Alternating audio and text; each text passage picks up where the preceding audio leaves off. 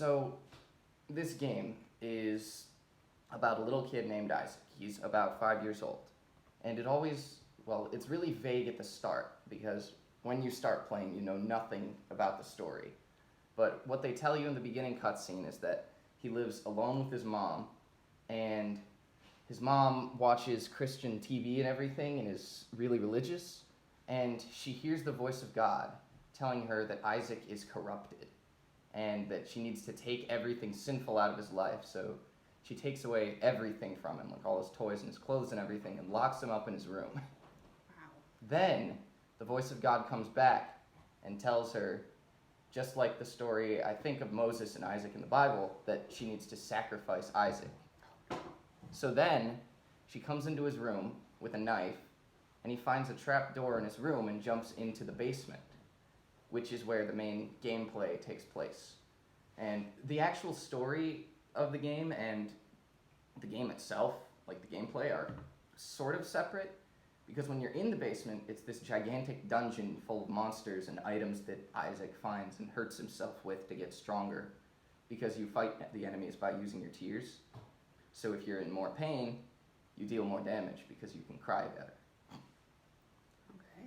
But anyway, in this basement, there's a lot of really gross monsters that are like nightmarish, that are things that would scare Isaac. And eventually, you get to the end of the game and you have to fight Mom. She's trying to kill you. But then when you finish, you start unlocking the story. And the more times you play through it, the more you unlock. And eventually you find out that most of the first cutscene was all in Isaac's head, that he imagined it, because of what's actually happening in his home life. And they hint more and more at it as you get farther in the game. Like, the more times you beat it, the more you unlock, the more story you unlock as well. And they start hinting at the fact that Isaac is dead. That there's cutscenes of a missing poster of Isaac with his mom searching for him. And there's a lot of imagery of this treasure chest that's in his room that he ends up locking himself inside and hiding from his mom. And eventually he suffocates. But then in this new update, they released more information as to the background of this whole thing. And what happens is you learn about Isaac's dad, who got in a lot of huge fights with his mom, and they ended up divorcing, and his dad left. And you learn that a lot of the religious stuff that's going on is his mom trying to cope with what his dad did. And then you also find out that Isaac thinks he's the reason that his parents broke up. Of course. So that's why he's so sad, and that's why he thinks that he's corrupted by sin and that his mom needed to sacrifice him in the first place.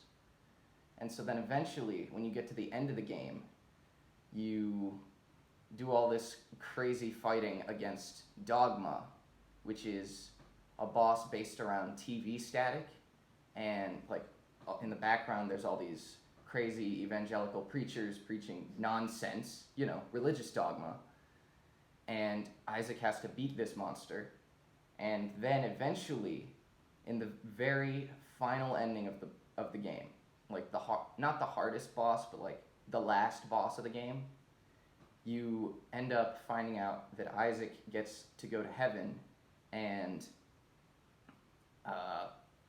it's a little vague, but they basically say that all these bad feelings that Isaac has had about his family, all of them go away, and as he flies higher, he feels lighter and lighter, and then it just stops, and the narrator stops, and he says, "Isaac, are you sure that's how you want this story to end?"